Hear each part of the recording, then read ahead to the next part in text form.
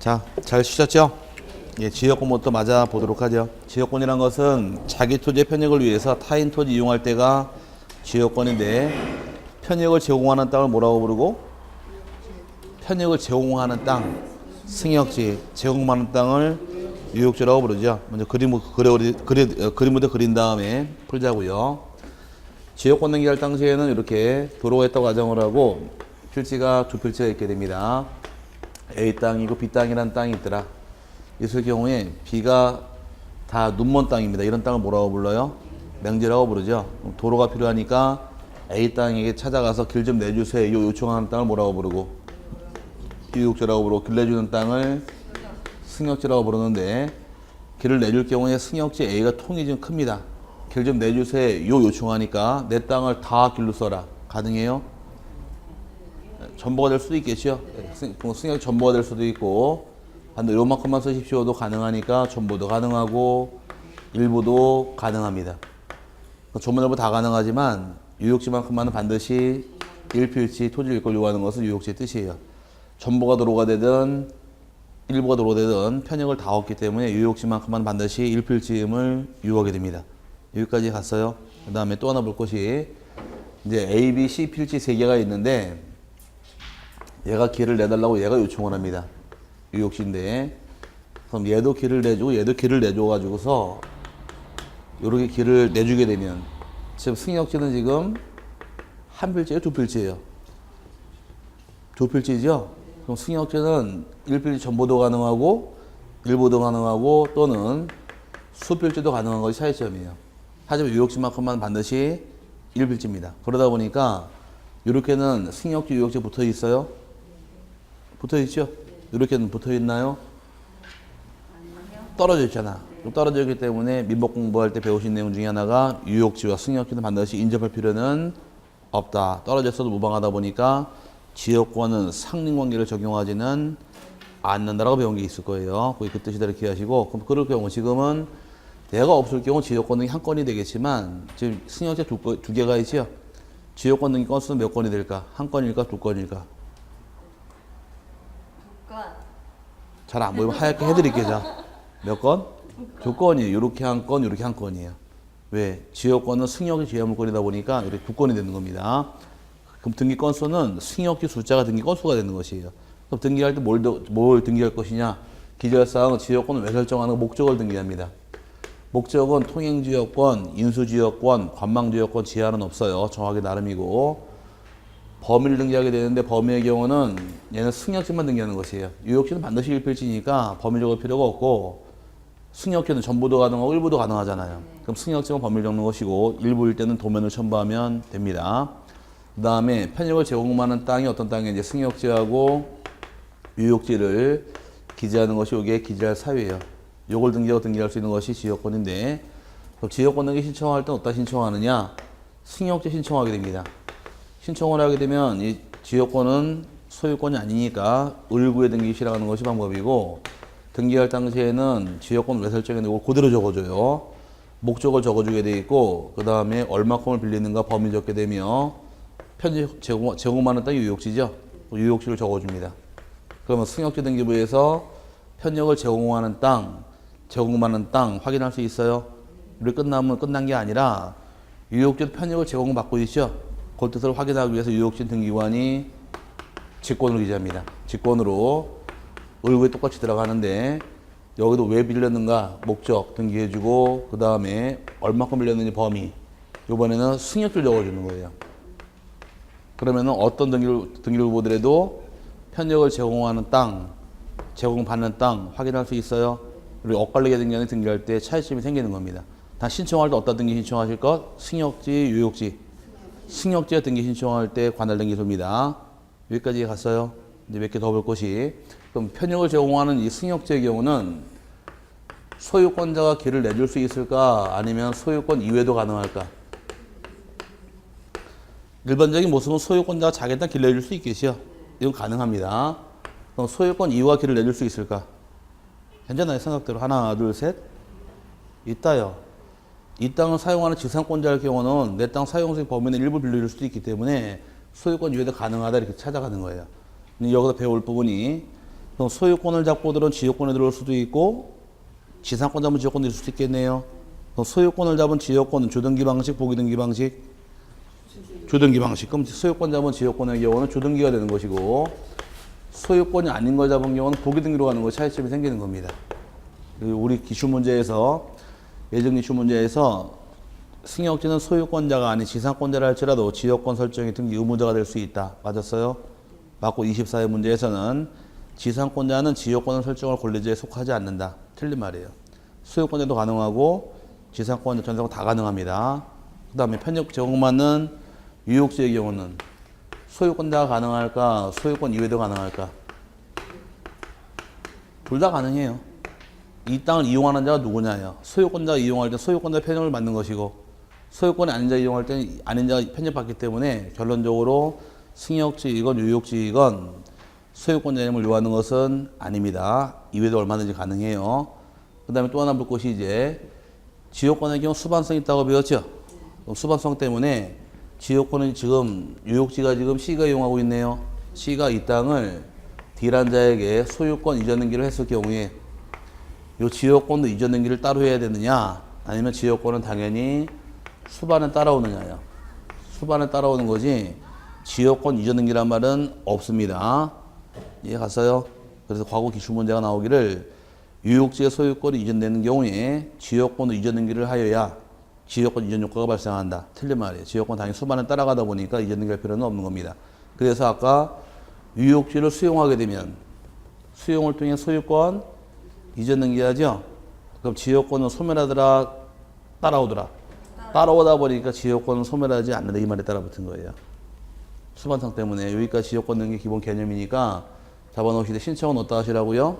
승역지 신청하는 것 유효지 등기관이 직권 기재하게 되어 있습니다. 책 들어가서 한번 줄쳐놓자고요. 또 의의는 생략하고 이제 필요적 기록사항에서 세 가지가 나올 겁니다. 반드시 적을 사항 오른쪽 페이지 381페이지에서 목적을 적어야 되고 목적은 통행지역권, 인수지역권, 관망지역권 세 가지가 있더라. 그 다음에 범위는 승역지는 반드시 일필지, 전보도 가능하고 일보도 가능하더라요. 하지만 유효지만큼은 반드시 일필지, 전부 이름을 요하는 것이 차이점이고 유효지를 적게 됩니다. 그 다음에 내려와 임의적 기록상 안 보셔도 돼요. 안 나오니까 이 세 가지만 기재하시면 될 것이고 넘어가서 등기 신청할 경우에 밑에 등기 실행은 신청에는 지역권 설정할 때는 일반적으로 승역지 소유자가 등기 의무자가 되고 유효지가 등기 권리자가 됩니다. 근데 승역지는 반드시 소유권자만 가능해요? 소유권 이외도 가능해요?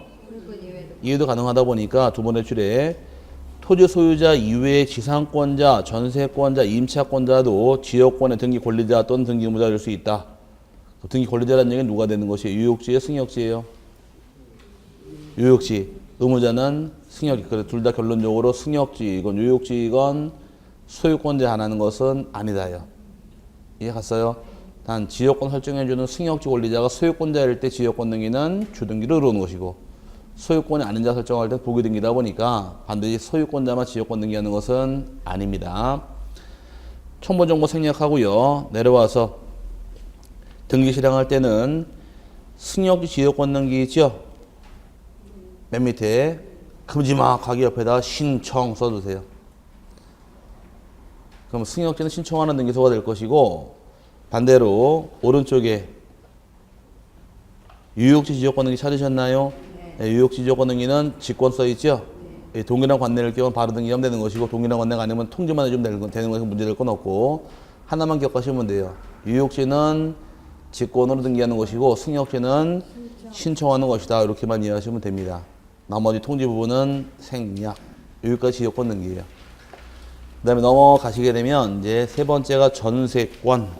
전세권이란 전세금을 지급하고서 타인의 부동산을 용도에 쫓아 사용 수익할 때가 전세권인데 전세권의 경우는 반드시 등기할 사항에도 공동신청합니다. 공동신청하는 반드시 등기할 사항은 전세금을 등기해야 되고 전세권의 범위 등기하는 것이 이게 차이점이에요. 범위라는 얘기는 토지이건 건물이건 전부도 가능하고 일부도 가능하니까 방한칸 세주게 되면 세준 방한칸 표시해서 도면 첨부하는 것이 대상이 됩니다. 전세권도 객체가 있는데 전세권의 경우도 이중 설정할 수 있을까? 이중 전세권 등기할 수 없다가 되겠죠. 이 중에 소유권, 이 중에 지상권, 이 중에 전세권 등기 못합니다. 그럼 전세권의 경우는 부동산 일부, 토지나 건물 일부에 설정할 수 있을까 없을까? 이건 가능하겠죠. 방한간 세줄 수 있으니까. 요게 되면 또 반대 개념이 있더라. 공유 지분은 전세권 등기할 수 없어요. 방한간 세줄 수 있어요? 그럼 담보 제공할 수는 없다. 요거랑 지분은 정반대라 그랬으니 같이 엇갈리게 되어 있어요. 그 다음에 농지 설정할 수 있을까? 전세권 농지 설정하지 못합니다. 그 다음에 그럼 대지권에 전세권 등기할 수 있을까? 대지권이 뭘까요? 대지권이란 아파트 분양받으실 때 대지에 가진 지분이 있을 거예요. 그 지분은 세 글자로 뭐라고 부르더라? 대지권. 그럼 아파트 대지 누구 땅이고 입주민 전원의 공동 소유고 나 혼자 가진 지분이 대지권이라는 얘기입니다. 대지권도 공유 지분이니까 전세권 등기는 안 되는 것이에요. 전세 존속 기간은 확정 기간이 가능할까? 불확정도 가능할까? 확정도 가능하고 불확정 기간도 얼마든지 가능하게 됩니다. 최장이 몇 년인가요? 최장은 전세권은 최장 몇 년 초과할 수 없다. 10년 초과할 수 없다. 최장. 왜 가만히 계셔? 전세권 10년 초과할 수 없잖아요. 그런 걸 나한테 물으면 어떻게 해? 최장 10년 초과할 수 최단 기간은? 최장은 10년, 최단 기간은? 1년. 건물 연세만 1년. 2년이라면 주택임대차가 2년이고 앞으로 전세권 등기를 2년 그러면 욕하는 걸로 간주할 거예요. 자, 2년이라고 그랬지 아까. 자, 건물 연사만 최단기간 1년 정해져 있고 토지는 최단기간이 없어요. 그러니까 공부할 때 민법 공부 바탕이 되려고 하면 전세권 확실히 잡은 다음에 전세권 확실히 잡은 다음에 임대차 딱 들어가는 거예요. 민법의 임대차. 그럼 차이점이 좀 나오기 시작을 해요. 아, 요거 봐라. 차이 나면서 근데 주택임대차 딱 들어가는 순간 이 세 개가 딱 비교가 돼요. 근데 같이 쫙 봤다가는 이게 전세권인지 임대차인지 구별이 안 되는 거예요, 이제. 그래서 공부가 헛한 거예요, 이게. 내가 민법 공부할 때는 하나 법을 완벽히 알 때까지는 다음 법 넘어가는 게 아니에요. 전세권을 확실히 잡고서 전세권 최장기가 몇 년, 최단기가 몇 년, 갱신 어떤 것만 있는지 딱 잡아놓은 상태에서 임대차를 딱 들어가게 되면 틀 몇 개 조금 차이가 져요. 그 차이를 딱 잡아놓은 상태에서 그 다음에 주택임대차 딱 들어가게 되면 또 차이 딱 벌어져, 세 개가. 그 같이 딱딱딱 봐야지만 눈에 딱 들어오지. 그냥 책 한번 쭉 본 다음에 최단기가 몇 년 그러면 아무 때나 2년으로 앉아 있어. 그러면 틀리니까 따로 보셔야 돼요. 아시겠죠? 그러면 근데 존속 기간은 지금 등기할래 등기할 필요 없대요. 반드시 등기할상 두 가지잖아요. 기간의 등기사항이 아니니까 기간을 등기할 수도 있고 등기 안 할 수도 있더라요. 기간을 등기하게 되면 등기한 만큼 대항력이 발생하겠지만 기간을 등기하지 않은 경우는 약정이 기간에 정함이 없는 걸로 봅니다. 기간 정함이 없는 걸로 보게 되면 양 당사자가 소멸 통고할 수 있다. 안 배웠어요? 배웠는데 표정은 다 안 배운 표정이야. 대종상 시상식 하는 것도 아니고 우리 연기를 잘해. 자, 그럼 전세권 설정자가 나가라 그러면 몇 개월에 소멸해요? 6개월 후에 전세권을 소멸하더라. 전세권자가 나간다 그러면 6개월. 임대인이 나가라 그러면 몇 개월? 임차인 나가라 그러면 주택임차인은 나간다는 말을 했지만 약정이 없는 임대인 나가라 말을 못해요. 약정이 없는 2년 확정돼 버리니까. 하여튼 임대인은 나간다는 말을 할 수 있어요. 그럼 몇 개월에 소멸하더라? 에이, 해드릴게. 소멸 통고가 3번 나오는데 법 순서 전세권 나오고 임대차 나오고 주인법 나오죠? 저희 집 전화번호 알려드릴게요. 한번 외우세요 그냥. 저희 집 전화번호는 66613이 우리 집 전화번호예요. 아, 쓰지 마시고 그냥 듣고 나중에 찾아보시라고. 전화번호 몇 번이라고요? 66613인데 전화하시면 집사님 전화 받을 겁니다. 목소리 예뻐요. 지금 것이 번호는 결번이오니 하고서 데리고 갈 것이고 영어도 배웠다가 잘해요. This number is 나올 테니까 한번 확인해 보시는데 자, 이렇게 외우시고 앞에 2개는 전세권, 2개는 임대차, 얘가 주택임대차 이렇게 하시면 될 거예요. 설정자가 나가라 그러면 전세권자 나가라. 6개월. 임대인 나가라. 임차인 나가겠다. 주택임차인 나간다. 이렇게 해서 날짜 다르기 때문에 묶어서 이해하시라는 얘기 똑같은 것들은. 그 기간에 정함이 없는 경우는 소멸통고 가능하다 보니까 불확정기간 얼마든지 설정할 수가 있다가 됩니다. 여기까지 본다면 하나 따로 볼 게 있어요. 책 들어가서 이제 신청 정보 기록 사항에서 반드시 등기할 사항이 두 가지, 위에부터 봐야겠다. 집어넣기 때문에. 의에서 세 번째 줄에서 전세권은 일필치 전부도 가능하고 일부도 설정할 수 있지만 공유주분은 설정할 수 없으며 농지도 설정할 수 없어요. 대주권 설정할 수 있어요? 없어요. 안 됩니다. 이제 뒤에 나와요. 그거는 좀 기다리시고 반드시 적을 사항은 전세금하고 범위를 적어라. 그 다음에 내려와서 존속기간 임의적 기록사는 안 보셔도 됩니다. 이 두 개를 제외 나머지 임의적이니까 따로 보실 필요 없어요. 그 다음에 등기 신청할 때는 전세권자가 등기 권리자가 되고 오른쪽에서 전세권 설정자가 등기 의무자가 돼서 공동 신청하는 것이 내용이고 첨부 정보 생략하고요. 쭉 내려와서 등기 실행할 때 전세권 등기는 소유권이 아니니까 당연히 을구의 원칙은 주등기로 가는 것이 원칙이에요. 거기까지 보시면 되고 넘어갑니다. 넘어가서 전세권 변경 등기 똑같아요. 변경할 당시에 등기보상 이항견이 있더라. 그제 승낙서가 있으면 부기등기 주등기 승낙받으면 승낙받아서 부기 춤추러 언제 가자? 주말에 간다. 들어본 경험 아세요? 그럼 승낙서가 있으면 부기등기 승낙서 없으면 주등기 그거 또 나왔잖아요. 지금은 처음은 자꾸 듣고서 기억이 나시면 돼요. 들어본 경험 안다 그러면 가시면 되고 한 번 듣고 다 알면 얼마나 행복하겠어요. 그게 아니니까 듣고 잊어먹고 그 귀가 두 개인 이유가 있다고 그랬잖아요. 들어온 만큼 나가야 되니까 자꾸 듣고 까먹었다고 해서 머리 잡아 뜯고 막 그러지 마세요. 머리 잡아 뜯으면 내 머리만 아프지 남의 머리 아프진 않으니까. 그 다음에 2번, 3번, 4번은 따로 보지 않을게요. 2번, 3번 지금 안 볼게요.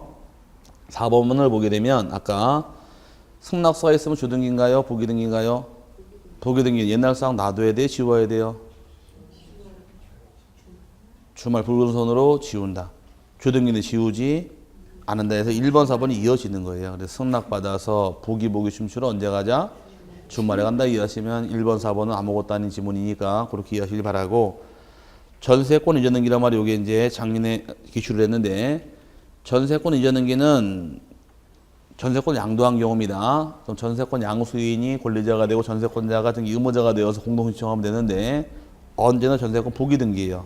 부기 등기인데 중요한 것은 밑에 10번은 생략하고요. D번의 경우에 4번에 대주권은 전세권 등기할 수 있다 없다.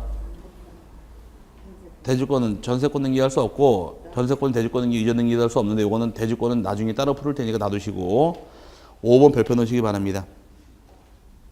5번 전세금 반환 채권 일부 양도를 원인으로 한 전세권 일부 이전 등기를 신청하는 경우에는 양도액을 신청 정보 내용으로 등기소에 제공해야 한다. 찾았어요? 여기서 응용할 것이 하나 나오는데 칠판 잠깐 보시고 아까 요 집에 대해서 갑이 단독 소유가 있다가 요 집이 갑과 을로 공유로 가는 길을 뭐라고 불렀어요? 단독 소유가 공유로 바뀌더라. 뭐라고 불렀어요 이거를? 아까 남편 명의 집을 여편이 공유로 합시다. 그래서 주목이 날라온다 그랬어요? 등기해준다 그랬어요? 등기해줄 경우에 공유로 가는 것을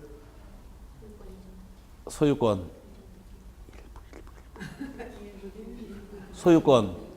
일부 이전 등기. 참 나를 아세요. 오늘 배운 게 안 가니까 일주일을 못 넘기는 건 당연한 거예요. 자, 뭐라고? 소유권 일부 이전 등기입니다. 아시겠죠? 우리나라 도둑이 많죠? 우리 3대 도둑이 누구예요? 첫 번째 도둑이 비라 그러더라고. 비. 김태희 훔쳐갔다고. 2대 도둑은 연정훈 한가인 훔쳐갔다고. 세 번째가 지금 나온 간장게장이 밥도둑이니까 도둑이라고 하고. 4대 도둑은 중개사 공부예요. 지식을 자꾸 훔쳐가. 자, 그래서 남아있는 게 없는데 그래도 도덕맛들을 자꾸 봐야 돼요. 자, 힘내세요. 화이팅. 자, 그럼 지금 단독소유가 뭘로 갔대요? 공유로 가는 길은 뭐라고 불러? 소유권 일부 이전. 들어본 기억 나세요? 자, 요번에는 자, 잘 들으세요. 요번에 소유권자 얘가 소유권자 전세권자일 경우는 전세권자가 지금 2명이 되죠? 이걸 뭐라고 부르느냐? 법에서는 준공이라고 부릅니다. 뭐라고요? 준공유. 그럼 전세권자 둘이 됐네요. 근데 말바꿔치기예요. 말바꿔치기. 소유권자가 둘이 된 경우 뭐라고 부르고? 소유권 일부 이전. 전세권자 둘이 된 경우는 전세권 일부 이전 그럽니다. 오케이? 그럼 얘가 이번에는 저당권자가 둘이 될 경우는 또 준공이에요. 그럼 둘이 된 경우 또 뭐라고 말 바꾸면 될까? 저당권 일부 이전 그럽니다. 과거 우리 중개사 문제에서 이게 한번 나온 적이 있었는데 아주 깔끔하게 다 틀리더라고.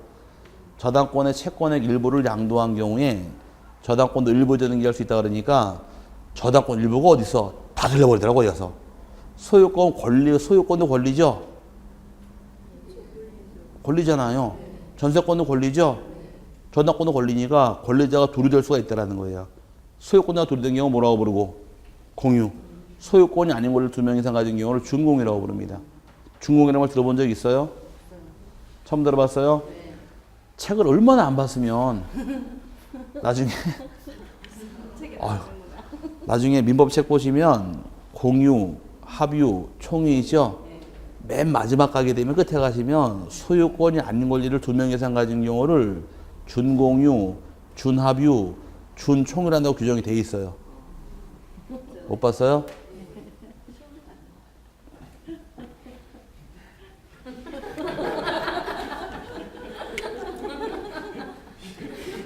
옐로우 필. 자, 다음에 이거 나오면 뭔 말인지 알죠? 자, 오, 자, 어쨌든 간에 여기가 과거에 한번 나왔어요. 그래서 이거 주의하실 부분인데, 근데 저당권도 일부 이전 등기할 수 있다 그러니까 그 당시 시험 보시는 분들이 전부 다 저당권 일부란 말이 어디 있어? 다 틀려버리더라고요. 그래서 요건 작년에 기출합니다. 요게 작년에 나왔는데 전부 다 요건 상관이 없어요. 요게 문제가 되는 거예요. 전세권 일부 이전 등기는 언제만 허용하느냐? 전세권 종료 후만 가능해요. 종료 후만. 전세권이 종료된 이후만 가능하지 저는 안 받아줍니다. 그래서 요게 기출 문제인데 작년 문제에서 전세권 일부 이전 등기는 전세권이 종료되기 전이라도 할 수 있다. 땡 틀린 말이에요. 언제만 가능하다고요? 종료 후만 가능하게 차이점이 생기는 겁니다. 왜 그러느냐? 따져보자고요. 여러분이 1억 전세금을 내고서 이 상가에 살고 계세요. 오케이? 살고 계신데 당장 5천만 원이 필요해요. 다 파는 게 아니라 전세금을 일부 팔겠다는 얘기입니다. 그럼 제가 5천만 원 사겠다는 얘기예요. 그럼 여러분 1억 전에 5천만 원 팔게 되면 전세권자가 둘이 됐는데 5천만 원, 5천만 원 기간 중에 살고 있는 기간 중에 저랑 같이 사실래요? 나도 싫어. 뭘 오래 생각을 하셔. 같이 살 게 아니잖아요. 그럼 존속기간에 사용수익을 같이 할 수 있는 게 아니다 보니까 전에는 허용하지 않겠다요. 근데 문제는 전세권이 끝났어요. 끝나서 이사 가려고 이사 가는데 돈이 필요하잖아요. 전세 집이 나가야 돈을 받는데 집이 안 나가게 되면 당장 돈이 필요한 경우 이 받을 채권 1억이 있죠? 집주인에게. 요걸 일부 팔아먹겠다는 얘기예요. 그럼 내가 받았던 1억 중에 5천만 원을 팔게 되면 나중에 5천 원씩 나눠 가지면 되니까 요거는 언제만 가는 종료 후만 가능하고 저는 안 받아주다 보니까 요게 책에 빠져 있어요. 이거 써놓으셔야 돼. 요게 중요한 말이에요. 여기 25회 기출 문제입니다. 작년에. 요건 낼 줄 알았어요. 왜냐? 2012년도에 법을 개정하면서 추가된 규정이 이게. 추가가 됐는데 요거를 그때 안 냈어요. 안 냈기 때문에 2013년, 14년 강의할 때마다 해마다 요 개정된 건데 낼 때가 됐는데 안 내고 있으니까 조심하십시오. 조심하십시오 해서 작년에 딱 나오더라고. 그러니까 개정안이다 보니 한번 작년에 달고 나왔기 때문에 주의하셔야 돼요. 전세권 일부 이전 가능해요? 불가능해요? 가능하죠? 언제만 가능하대요? 종료 후만 가능하기 때문에 여기 책에 빠져 있으니까 요걸 집어넣으시라는 얘기. 요게 중요한 말이에요. 작년 25회 때 기출했습니다. 종료 전이라도 전세금 반환 채권 일부를 양도한 경우에 전세권 일부 이전 등기할 수 있다. 띵 답이에요. 이게 작년에. 그러니까 이 전세권 일부 이전 가능은 하되 언제만 가능하더라? 종료 후만 가능합니다. 권리는 지분 형태로 이전 등기할 수가 이거 시험은 안 나오지만 이 말 뜻을 이해하기 위해선 이 말을 알아야 돼요. 그럼 우리 시험 나오는 것만 찍어드릴까 그냥 지금부터? 네. 그렇게는 안 돼. 그러면 저 잘려. 자, 그러니까 찍은 건 때가 있는 거예요. 찍는 것도 아무 때나 찍는 게 아니라 기본 베이스는 깔려야 될 거 아니야. 냅다 찍은 다음에 조금만 틀어놓으면은 아씨 다 틀리게 돼 있으니까. 그러니까 알면 답이 나오는데 외우면 답이 안 나와요. 등기법은. 어쨌든 간에 제가 가만히 보니까 느낌이 어때요? 이쪽 들어오니까. 대부분 다 민법 내용 아니에요? 이거 민법 공부만 잘 돼 있으면 먹고 넘어가는 부분이니까 편히 들으시라는 얘기예요. 얼마나 민법, 올 계속 민법은 나오잖아, 계속. 예, 민법 내용이다 보니 그런 거니까 참고 좀 하시고요.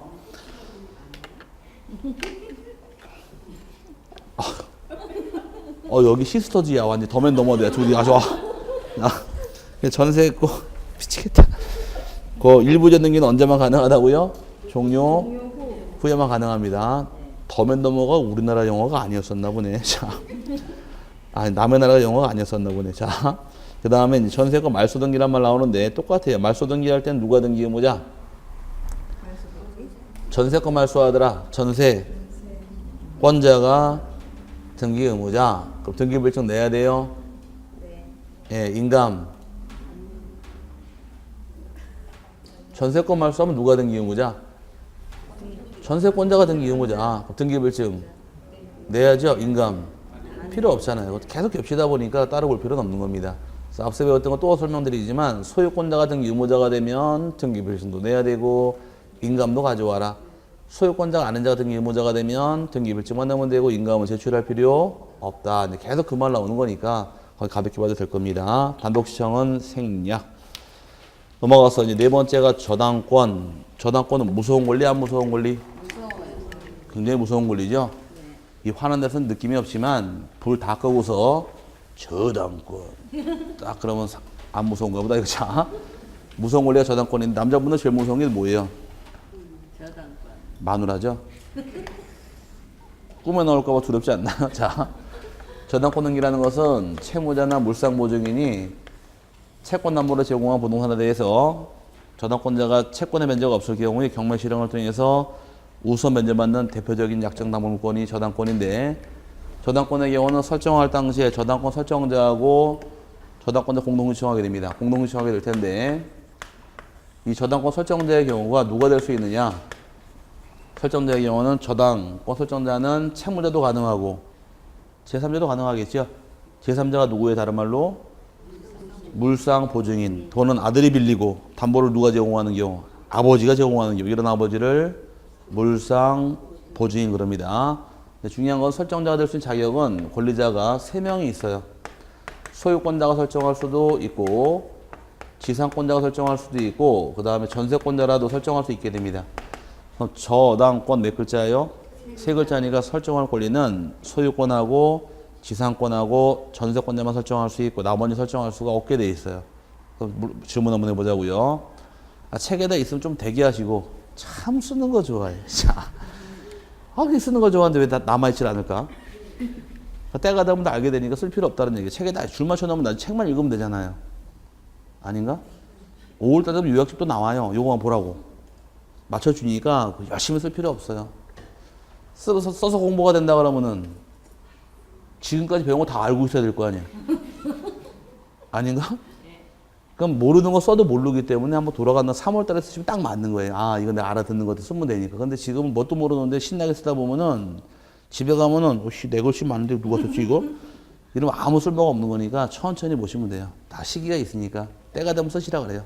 자, 그럼 소유권자 설정할 수도 있고 지상권도 가능하고 전세권도 가능한데 소유권자 설정한 저당권의 경우는 저당권 갑구로 갈까 을구로 갈까? 갑구 을구. 누가 자꾸 갑구라 그래. 한번 해보겠다 이거야 진짜로? 저당권이 갑구로 가요 을구로 가요? 을구로 가야지. 왜 저당권을 갑구라 그러면 나 모른다 그래요? 아시겠죠? 등기법 어디서 배웠냐 그러면 저 박물관 가서 배웠다 그러세요. 그럼 저당권 갑구 을구? 을구로 가는 거예요. 을구로 가야 돼. 조등기란 얘기고. 그 다음에 지상권자 전세권 설정하더라도 을구로 가는 겁니다. 을구로 가도 보기등기란 얘기지 저당권이 갑구로 들어갈 수는 없는 거예요. 이해 갔어요? 그 저당권은 갑구 을구? 천만 다행이야 또. 병그란 말은 안 나오니까. 자, 그래서 자, 을그루가되 소유권을 잡은 경우는 주등기고 소유권이 아닌 걸 잡은 경우는 부기등기다 이 뜻인 거지. 저당권 갑고로 들어올 수는 없는 겁니다. 반드시 등기할 사항은 이제 크게 네 가지를 보는데 첫 번째가 채권액은 반드시 등기해야 돼요. 채권액 반드시 등기하게 돼 있고 채권액이 금전 채권이 아닌 경우는 환산한 가액을 등기하는 것이 차이점입니다. 이게 평가액이에요. 저당권 공부할 당시에 민법 시간에 배우시기를 피담보 채권은 반드시 금전 채권일 필요는 없다. 돈을 빌리게 되면 채권액 기재하면 되는 것이고 돈이 아닌 경우는 평가한 가액을 적어야 됩니다. 내가 쌀을 빌렸더라. 쌀 한 가마가 좀 얼마 나가나요? 좀 좋은 쌀로 따지면은 한 가마가 이제 뭐 가정을 포기해가지고 쌀값도 모르죠 이제는. 통상적으로 한 20kg가 5만 원 정도 하지 않나요? 더 넘는 것도 있겠지만 좀 괜찮다 싶은 쌀이 5만 원이니까 20kg 5만 원이 한 가마는 80, 한 가마가 80kg 아닌가요? 곱하기 4 하니까 20만 원 되겠네. 산수가 안 되면 안 된다고 말씀을 하세요. 자, 그럼 한 가마 20만 원일 경우에 100가마 빌렸습니다. 얼마가 될까? 진짜 산수가 안 된다. 한 가마가 20만 원인데 100가마 빌리게 되면 2천만 원 아닌가요? 맞죠? 그럼 등기할 때는 쌀 100가마 등기하는 게 아니라 일금 2천만 원 등기하게 되어 있는 거예요. 평가 가액 등기를 그 뜻이에요. 그 왜 빌린 건 원물 쌀인데 쌀로 등기 안 하고 평가액 돈으로 등기할까? 이유는 아주 쉬워요. 이유만 하면 돼. 경매 실행을 법원에서의 방앗간에서 해요. 법원에서. 그래서 경락대금 돈으로 나오니까 돈 받기 위해서 돈으로 등기하는 겁니다. 그래서 평가액이란 말 따라 붙는 거예요.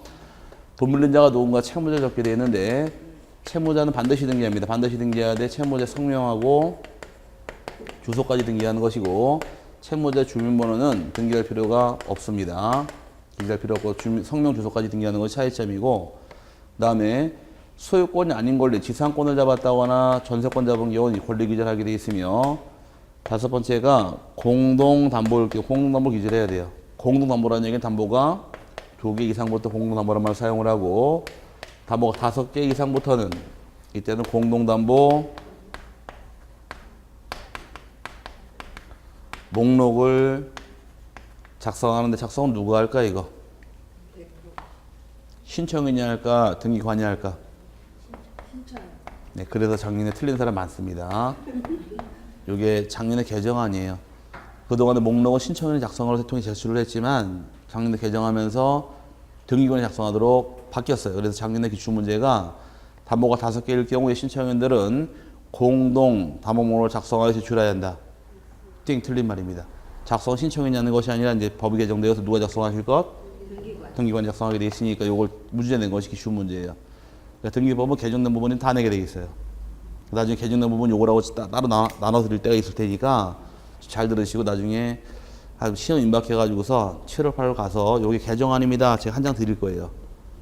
그거 보시고 여기 개정된 부분이다 제가 그거 드리면 그걸 잘 보시면 여기에 최근 개정된 부분이다 확인할 수 있으니까 그때 그거 위주로 봐놓고 넘어가시면 운 좋으면 나도 한두 개 걸릴 우려도 있으니까 왜 2012년도 개정된 것이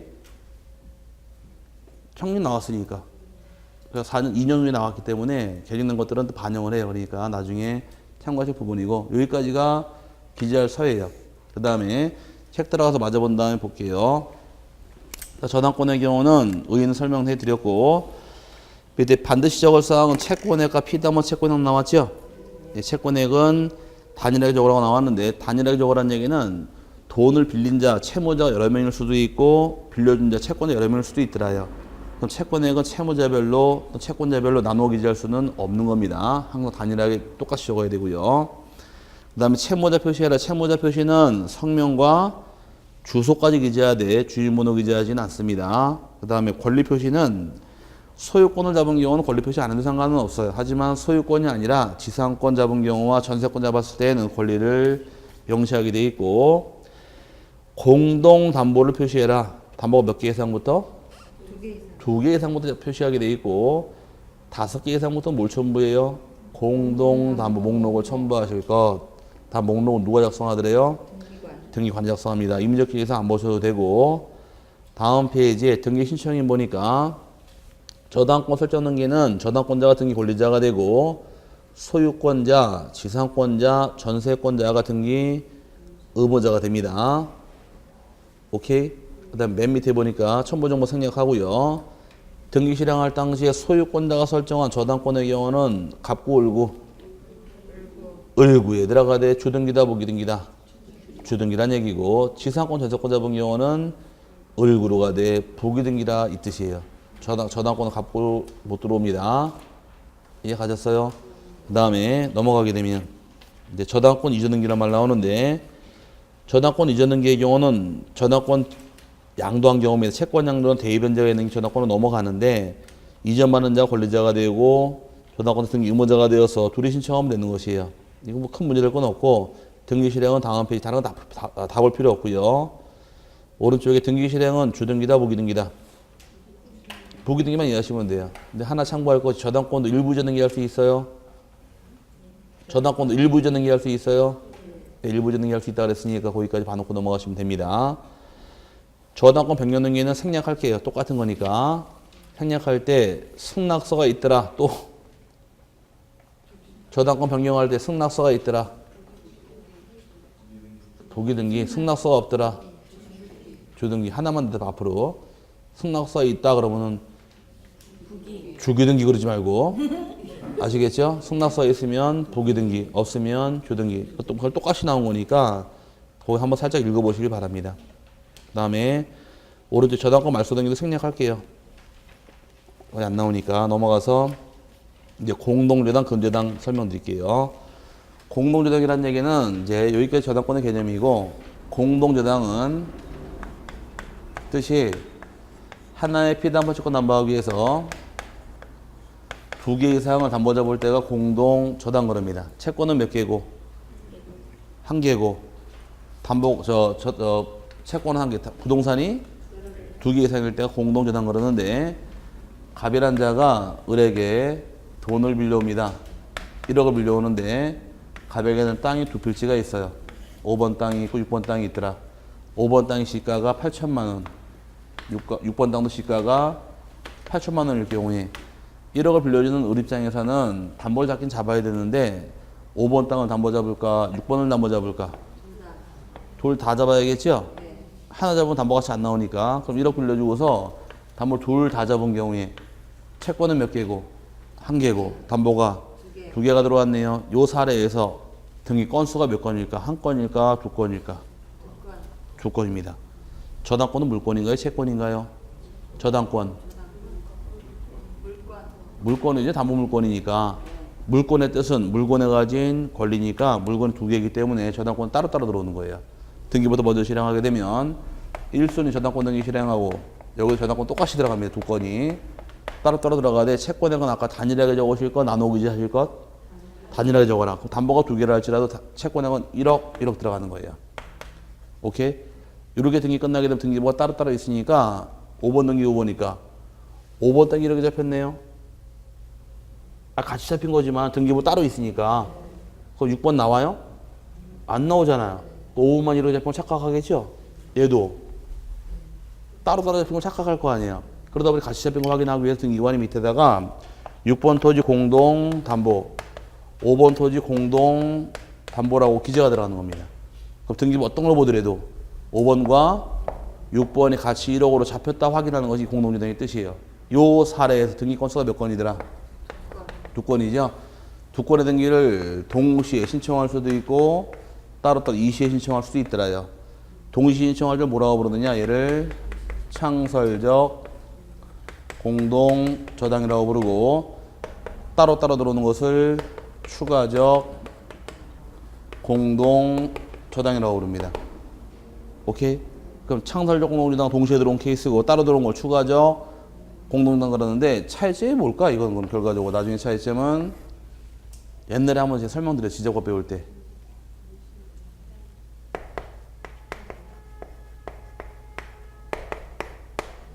이게 차이점이죠. 창설적 공동저당은 합병할 수가 있다. 그 옛날에 지적법 배울 때 소유권, 지상권, 전세권, 임차권, 승용제 지역권 합병할 수 있고 저당권 합병 못하는 게 원칙이 돼. 다만 등기 원인과 연월일과 접수번호가 동일한 저당권 합병할 수 있다. 이 저당권을 뭐라고 부르더라? 창설적 공동 저당 합병할 수 있고 등기법 가면 또 배울 겁니다. 넘긴 거예요. 오케이? 그럼 요 세 가지는 같이 들어왔나요? 같이 들어왔죠? 요거 창설적 같이 들어왔잖아. 이 두 개의 접수번호가 같은 거예요. 같다는 얘기는 순위가 똑같으니까 합병할 수가 있단 말이 나오겠지만 따로따로 들어온 거는 접수번호 다르잖아요. 순위가 뒤바뀌다 보니까 합병할 수가 없기 때문에 나중에 지적과금이 또 나와요. 이거 이해하시면 되고. 지금 담보가 몇 개인가요? 두 개죠. 두 개일 경우는 각 기재가 들어가요. 아까 다 목록은 몇 개부터 가져와라? 5개죠? 요거 확인해 보자고요. 담보가 이제 요거 지워버리고 5, 6번이면 5, 5, 6 적어주고 7번일 경우는 담보가 하나, 둘, 세 개가 됐죠? 그럼 5, 6, 7, 00번부터 기재해 줍니다. 등기부에. 8번 잡히게 되면 담보가 하나, 둘, 셋, 네 개인가요? 그럼 5, 6, 7, 8이죠? 5, 6, 7, 8 공동담보 기재가 들어가요. 4개까지는 각각 적어주되 5개가 돼버리게 되면 5, 6, 7, 8, 9가 아니라 이때부터는 공동담보 목록 제 몇 회로 찍히는 겁니다. 이 목록은 누가 작성하실 것? 요 뜻이에요. 오케이? 그럼 4개까지는 어떻게 하는 것이고 등기부에 각각 기재하는 것이고 5개부터는 뭘 첨부해라? 공동담보 목록을 작성하게 되는데 작성은 누가 하더라? 등기관이한테 기하고 넘어가시면 답이 떨어질 겁니다. 책 보게 되면 공동저당은 동일한 채권 하나의 채권을 담보하려고 여러 개 부동산에 대해서 저당권 설정할 때가 공동저당인데 종류는 몇 가지가 있더라? 2가지가 있죠. 하나는 창설적 공동저당이고 또 하나가 추가적 공동저당이 있더라. 맨 마지막 보니까 뭐라고 써 있어요? 창설적은 하필할 수 가능하다. 하지만 추가적은 마지막 하필이 제한된다. 이게 차이점이에요. 오케이? 네, 등기 실행 특칙은 기억 니은은 뭐 생략하고요. 디귿번 등기관은 부동산이 5개 이상일 때에는 공동 담보 목록을 작성하여야 하며 각 부동산 등기 기록에는 공동 담보 목록을 번호를 기록한다. 이 뜻이에요. 5개 이상 이거 누가 작성하는 것이고 등기관이고 등기부에는 이렇게 목록제 몇 회로만 적어주는 겁니다. 그럼 나중에 등기부를 딱 떼봤을 때 공동 담보 목록제 몇 회라고 써 있다는 얘기는 담보가 몇 개 이상일 것이다. 5개 이상이 잡혔다를 확인할 수 있는 것이에요. 그럼 나중에 이걸 띄어서 확인할 수가 있는 겁니다. 그럼 냉정히 따지게 되면 공동 담보 목록 내용도 등기부에 적을 사항을 따로 떼놓고 보관하죠.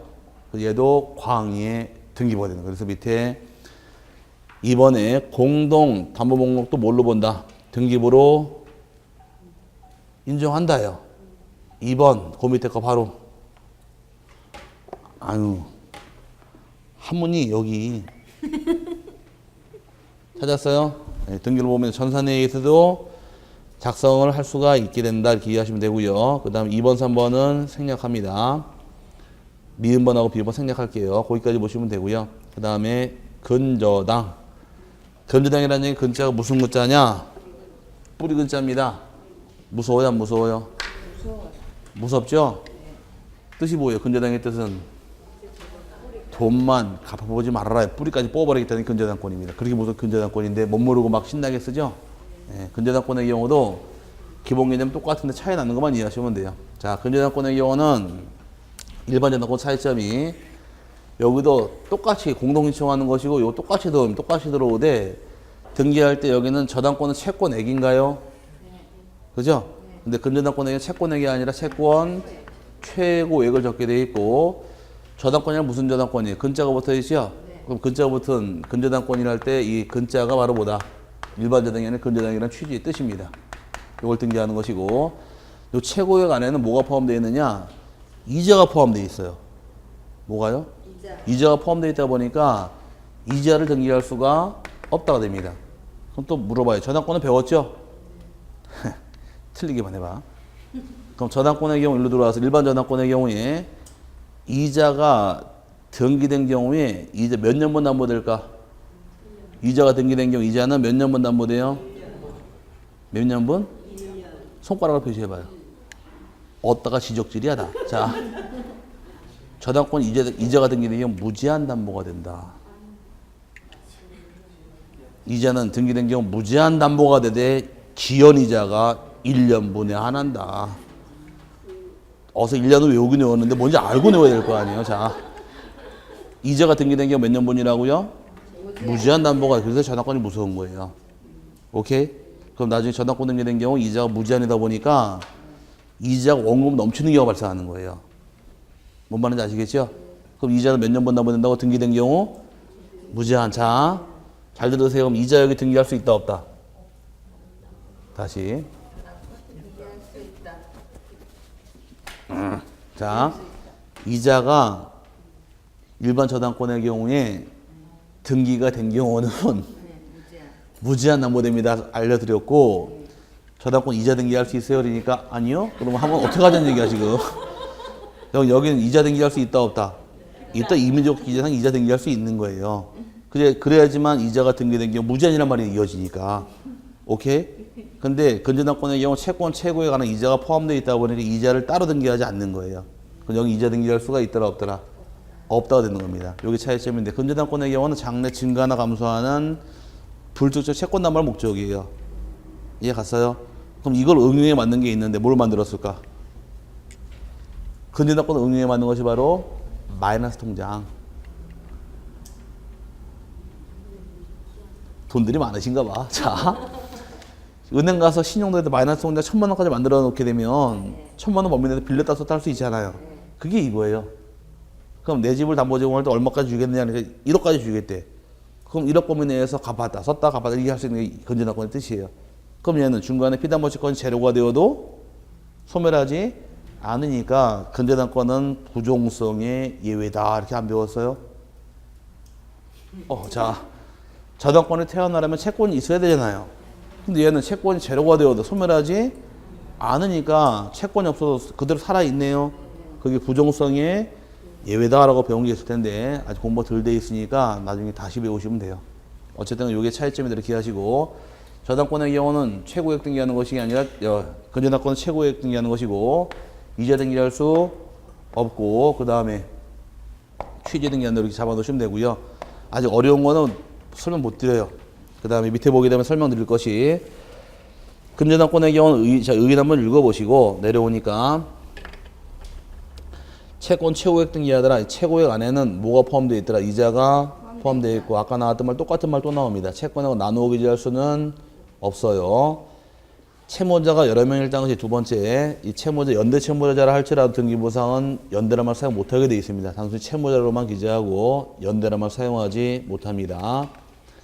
넘어가시면 근저당 이자 등기는 아직 설명 안 드릴게요. 여기는 민법적 공부한 다음에 오시면 돼요.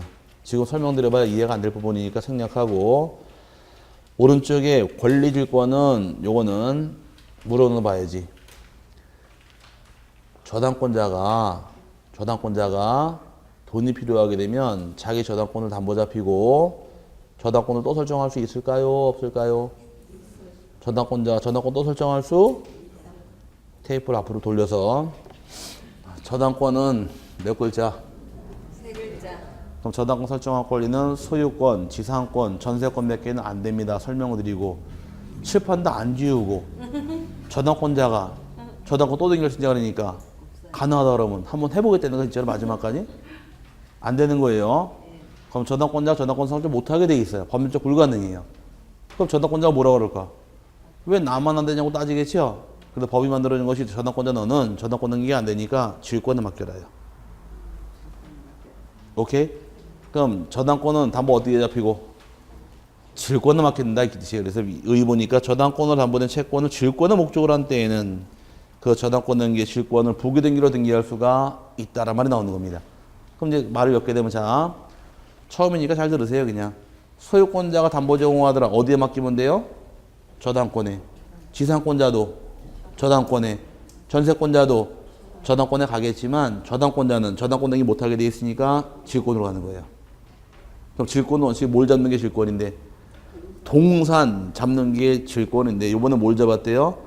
저당권을 잡았으니까 권리를 잡았기 때문에 나온 것이 권리 질권이 나온 거예요. 안더스탠드? 네, 그렇게 하시고, 반드시 적을 사항은 채권액 등기할 것이고 책 먼저 적을 것이며 뭐 변제기 이자는 뭐 중요한 건 아니고요. 채권액하고 책 먼저만 표시하면 됩니다. 신청할 때 보게 되면 저당권자 같은 게 의무자가 되고 질권자 같은 게 권리자가 되겠죠. 그 다음에 주등기 방식, 부기등기 방식. 저당권을 잡았으니까 당연히 부기등기가 되겠죠. 그럼 질권은 등기해야 성립해요? 등기 안 해도 성립해요? 질권은 등기해야 성립해요? 안 해도 성립해요? 우리끼리인데 뭐. 하나, 둘, 셋. 해야 돼요? 해야 돼요? 왜? 물권이니까. 질권도 물권이잖아요. 탐보물권, 유치권, 질권, 저당권이 있으니까 물권, 변동은 등기해야 되니까 과거 기출문제가 권리질권의 경우는 등기하지 않아도 질권의 효력이 저당권에 미친다? 띵 틀린 말이야. 등기해야 미치는 겁니다. 물권이기 때문에. 넘어가서 이제 임차권까지 보고서 맞춰드릴게요. 임차권의 경우는 대주권 등기는 지금 못해요. 민법 공부 좀 하고 들어오셔야 돼. 집합공법 공부하고 들어오시면 3월달 나갈 때 해드릴 테니까 지금은 임차권까지만 나갈게요. 5분만 하고 끝나니까 좀 참으세요. 집에 가고 싶죠? 난 가기 싫어. 더해. 자, 임대차라는 것은 목적, 당사자적 일방은 차임 지급하기로 약정을 하고 타방은 그에 대한 대가로서 목적물을 사용수행할 것을 약정함으로 성립하는 낙선계약이고 쌍무계약이고 유상계약이고 분료식 계약이 전형적인 계약이 임대차예요. 그럼 채권계약, 임대차는 등기하는 목적이 성립하려고 대항하려고. 대항할 목적이 성립과는 관계가 없는 겁니다. 근데 대항력 몇 번 나온다고 배웠어요? 민법 공부할 때? 4번 나오죠? 이 착착 대화가 돼야 돼. 나중에 공부가 되면은 탁 던지면은 탁탁탁 이 재미가 나가. 지금은 탁 튀기 나가니까 공부가 안 되는데 나중에 대화가 될 때가 있어요. 임차권 등기된 경우 대항력 발생한다고 배운 게 있을 것이고 주택임대차 전입신고하고 살아라야 그럼 대항력 인정해주겠다. 상가임대차 사업자등록 개설해라 인정해주겠다. 토지임대차 토지 임차인이 등기하지 않고 있다가 임차인 소유 건물에 등기를 마치게 되면 대항력이 발생한다라고 안 배웠어요? 4번 나와요. 등기된 경우 그 다음에 토지임대차 주택임대차 상가임대차 4번 나오니까 민법 공부되면 대화가 돼요. 지금 가볍게 그냥 등기하는 목적이 임차권은 어떤 목적? 대항할 목적으로 기억하시면 되고요. 그 다음에 밑에 몇 개만 봐드릴게요. 바로 다 따라 붙어 있네요. 자, 2번의 경우는 생략하고 3번의 경우도 3번의 맨 끝에만 줄쳐 놓으시기 바랍니다. 임차권은 이 경우 등기를 한 때에는 제3자에 대해서 대항력이 발생한다 찾았어요. 그게 목적이 되는 것이고 또 주택임대차도 있지요. 그 다음에 5번의 경우 이거 때문에 질문들을 많이 하시는데 농지는 원칙적으로 임차권 등기할 수 없고 농지에는 공유지분은 임대차할 수도 없다. 똑같은 개념인데 농지 임대차할 수 없다요. 그렇더니만은 질문 있습니다. 네, 농지법에서 임대차할 수 있다고 나오던데요. 그건 농지법의 특별법상이 가능한 거예요. 농지는 우리나라 소작농폐가 너무 컸기 때문에 우리 헌법을 제정하면서 농지를 소유할 수 있는 자 경자유전 그럽니다. 뭐라고요? 경자유전 이 원칙을 만들어요. 농지는 경작할 자만이 가질 수 있다요. 그럼 농지를 세놓을 수 없게끔 막아버린 겁니다. 근데 농지를 그 전세권 등기나 임차권 못하게 막아버렸는데 문제가 발생이 돼요. 지금 시골 지키는 건 뭐만 지켜요? 할머니는 평생 살아 돌아가시지? 시골 지키는 거는 못생긴 소나무. 뭐라고요? 못생긴 소나무만 떤 거는 지키고 있지 시골은 지금 거의 사람이 빠져나가죠? 잘생긴 소나무는 정원수로 뽑아다 팔아먹고 참나무는 술 만들어야지. 못생긴 소나무만 동굴에 남아있는데 사람들은 갈 때 되면 가야 될 거 아니에요. 그러다 보니까 농지가 유유농지 발생하다는 점이에요. 유유농지는 지력을 잃기 때문에 농지 관리 차원에서 농지 임대차 할 수 있다라고 길을 터는 게 농지법이지 민법은 허용한 게 아니에요. 민법에서는 전세권도 안 되고 임대차도 금지시키는데 농지법에서 특별법에서 만들어진 것이 농지 임대차라는 얘기지 민법은 원칙 인정하지 않는 겁니다. 그럼 시험 나올 때 농지 임대차 할 수 있다 그러면은 이건 다 부딪혀 버려. 민법은 안 되고 농지보면 되고 그럼 답이 두 개가 나와버리니까 농지는 항상 전세권 등기할 수 있냐 없냐 이거밖에 안 물어보는 거예요. 그 다음에 건물 소유를 목적으로 한 임대차의 경우도 건물 등기한 때 대항력 발생한다. 이게 토지 임대차 나오는 부분이고 주택 임대차 나와 있죠? 문자 왔습니다. 네, 거기까지가 이제 기재할 사이고 기록과 사항에서 필요적 기록사항 두 개만 체크하세요. 하나는 차임은 요소입니다. 반드시 등기해야 되고 임차권도 범위를 등기하는 것이 기본 개념이에요. 거기까지 보시면 되고요. 임의적 기록사항 보지 않으셔도 됩니다. 넘어가서 등기 신청할 때 임차인이 등기 권리자가 되고 임대인이 의무자가 되어서 공동으로 신청하면 되는 것이며 첨부정보 생략 오른쪽에 임차권 등기 실행할 때에는 임차권도 소유권이 아니니까 오른쪽 끝부분에 갑구로 가로 얼굴로 맨 꼭대기 오른쪽 페이지 맨 꼭대기에 첨부정보는 안 보셔도 돼요. 옛날 배운 거 응용시키면 되니까 을구로 가되 원칙은 조등기로 가는 게 원칙이에요. 하지만 임차권은 소유권자만 설정하는 게 아니잖아요. 지사권자가 설정할 수도 있고 전세권자라도 얼마든지 설정할 수 있으니까 설정자가 소유권자가 아닌 경우는 당연히 보기등기 방식이 되기 때문에 항상 주등기라는 얘기는 아닙니다. 요거랑 똑같은 개념이에요. 소유권자가 설정한 임차권은 을구의 주등기, 지사권자와 전세권자가 설정한 임차권의 경우는 을구의 보기등기니까 반드시 주등기 개념은 아니에요. 그 다음에 네 번째 내려와서 임차권 이전과 전대 등기인데 임차권도 양도할 수 있고 전대도 가능합니다. 단 무단 양도나 무단 전대했다가는 임대차 해지 사유가 돼버려요. 뭐라고요?